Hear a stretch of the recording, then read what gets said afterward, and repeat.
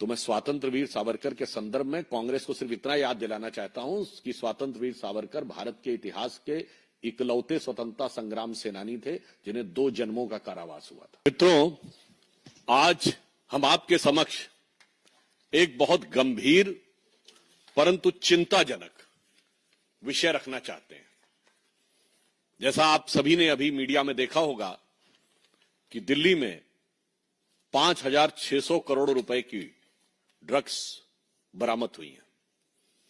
यह क्वांटिटी इसलिए महत्वपूर्ण है कि यूपीए के शासनकाल में 2006 से 13 के बीच में सिर्फ 768 करोड़ रुपए की ड्रग्स की बरामदी हुई थी पूरे भारत में। यह वो दौर था 768 करोड़। यह वो दौर था जब मुंबई से लेकर पंजाब तक ड्रग्स की गिरफ्त में था।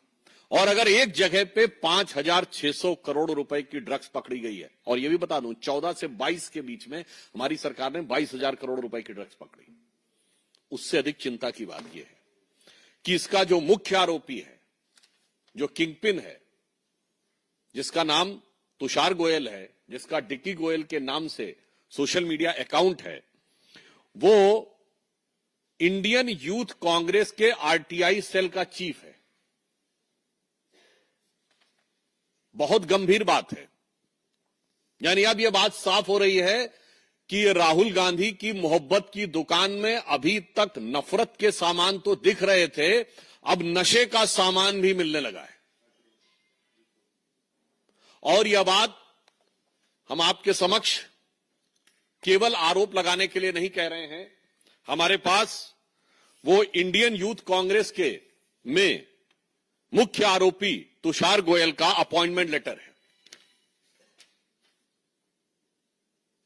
ये 24 मार्च 2022, और महत्वपूर्ण बात यह है कि इस अपॉइंटमेंट लेटर में राहुल गांधी जी और सोनिया गांधी जी का भी जिक्र है। मैं आपके समक्ष पढ़े दे रहा हूं। लिखा हुआ है कि dear mister Tushar, I hereby please to appoint you as chairman RTI Department of Delhi Pradesh Youth Congress with immediate effect. आगे की लाइन इंपॉर्टेंट है। Indian Youth Congress is confident that you will devote yourself time and energy further strengthening the organization with as the Congress party under the able and dynamic leadership of Sri Rahul Gandhi ji, Srimati Sonia Gandhi ji, Sri Krishna Allavar ji, in charge Indian Youth Congress, and Sri Srinivas BV, the president. अब बताइए, अब हमारा सीधे उनसे सवाल है, अगर ये आरटीआई सेल का चीफ था तो आज देश की हर जनता का श्री दीपेंद्र हुड्डा जी के साथ इनकी फोटो है।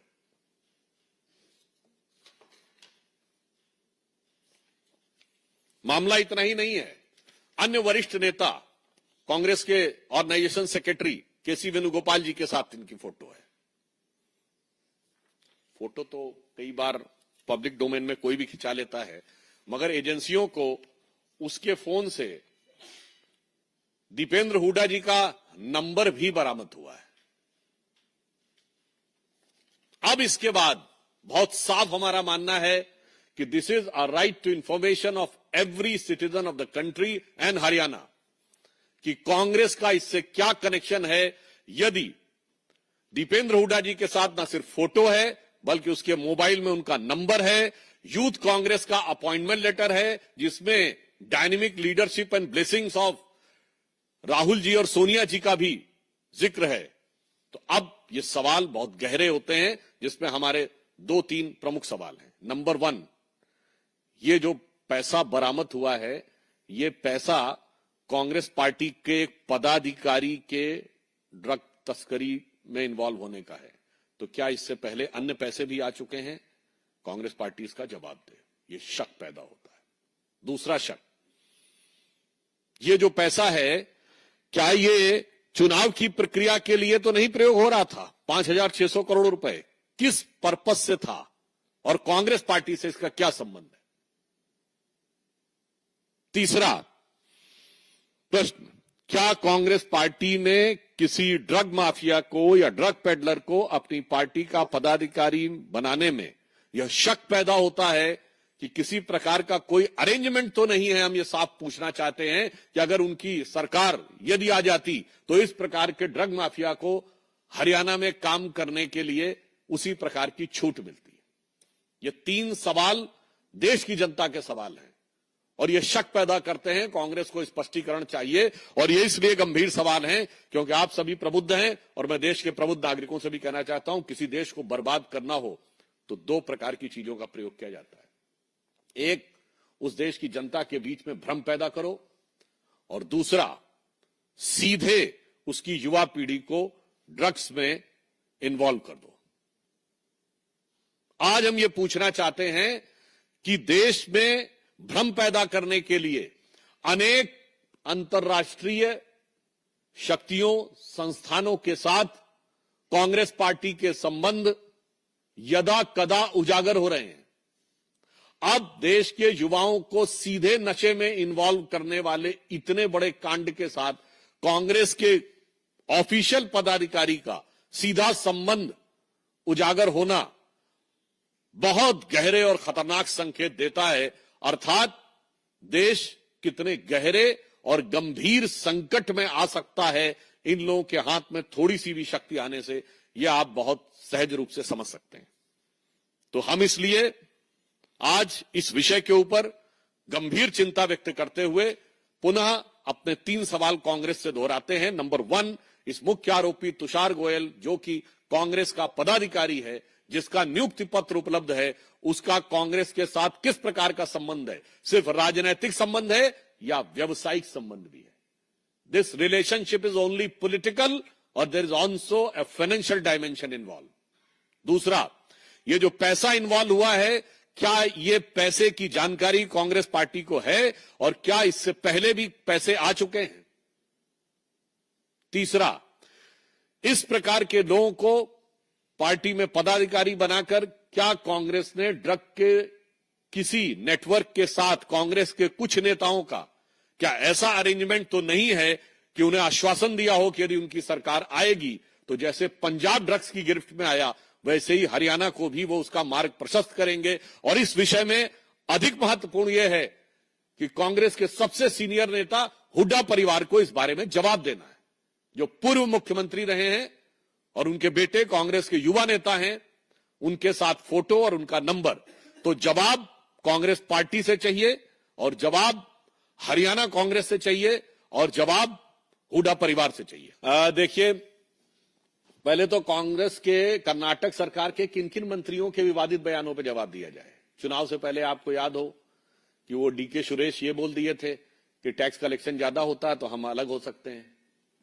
इनके पीडब्ल्यूडी मिनिस्टर हैं सतीश जारकीहोली, जब कार्यकारी अध्यक्ष थे तो बोले थे हिंदू शब्द गंदा है।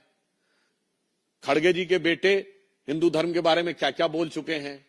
अब रही बात सावरकर की, तो मैं स्वतंत्र वीर सावरकर के संदर्भ में कांग्रेस को सिर्फ इतना याद दिलाना चाहता हूं कि स्वतंत्र वीर सावरकर भारत के इतिहास के इकलौते स्वतंत्रता संग्राम सेनानी थे जिन्हें 2 जन्मों का कारावास हुआ था। चुनौती से कहता हूं, कांग्रेस का कोई एक नेता बताए जिसको 2 जन्मों कारावास हुआ और उन्हें काला पानी हुआ था। मैं चुनौती से कहता हूं, कांग्रेस का राष्ट्रीय अध्यक्ष स्तर का एक व्यक्ति बताए स्वतंत्रता आंदोलन में जिसे काला पानी हुआ।